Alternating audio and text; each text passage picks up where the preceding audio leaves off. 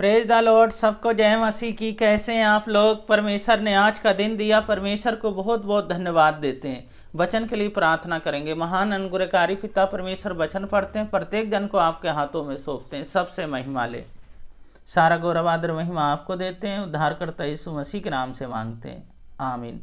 वचन पढ़ेंगे मरकुस 3 अध्याय उसका 20 पद से 30 पद तक। तब वह घर में आया और ऐसी बड़ी भीड़ इकट्ठा हो गई कि वे रोटी भी ना खा सका।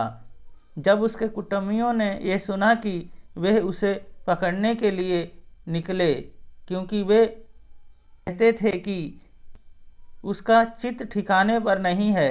शास्त्री भी जो यरूशलेम से आए थे ये कहते थे उसमें शैतान है और यह दुष्ट आत्माओं की सरदार की सहायता से दुष्ट आत्माओं को निकालता है। इसलिए वे उन्हें पास बुलाकर उससे दृष्टांतों में कहने लगा, शैतान कैसे शैतान को निकाल सकता है?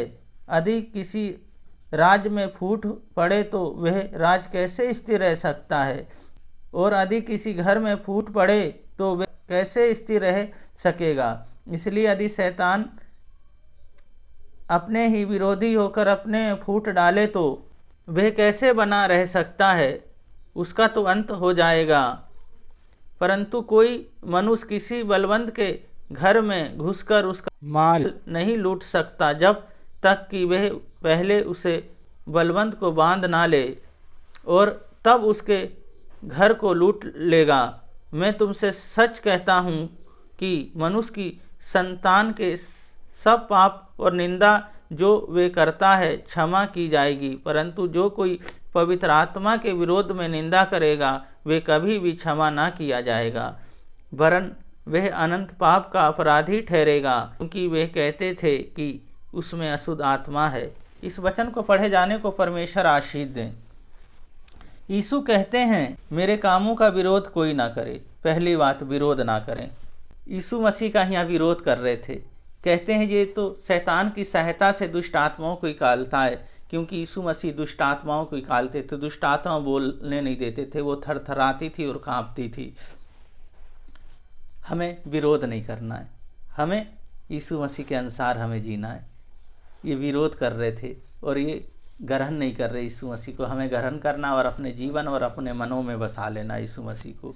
और दूसरी बात है, पवित्र आत्मा के विरोध में कोई भी हमें बात नहीं कहनी है। जिस तरह यहाँ पे यीशु मसीह कहते हैं तुम्हारे सब पाप क्षमा किए जाएंगे, सब विरोध क्षमा किया जाएंगे, पर पवित्र आत्मा के विषय में कोई भी विरोध करेगा उसे क्षमा नहीं किया जाएगा। पवित्र आत्मा परमेश्वर की ओर से बोलते थे, पर ये लोग नहीं समझते थे।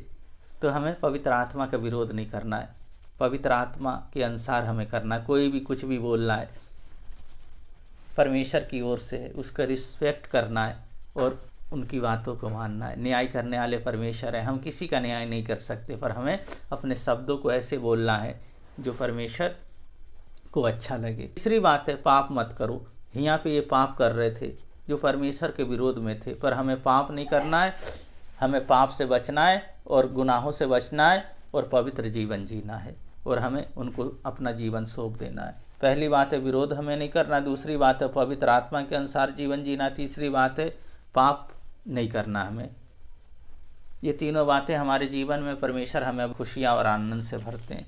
प्रार्थना करेंगे। महान अनुग्रहकारी पिता परमेश्वर, बहन भाई सब प्रभु जी बच्चे सब आपके हैं। आपने अब तक चुना है, आगे भी आप अगुवाई करें। जहाँ जहाँ जाएं आप इनके साथ साथ रहें।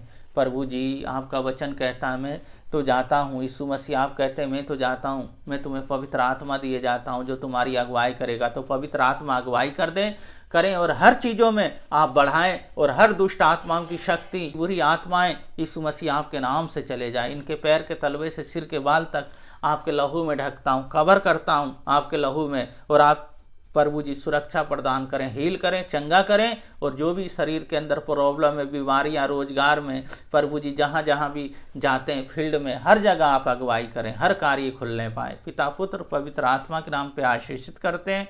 सारा गौरव आदर महिमा आपको देते हैं। उद्धारकर्ता यीशु मसीह के नाम से मांगते हैं, आमीन।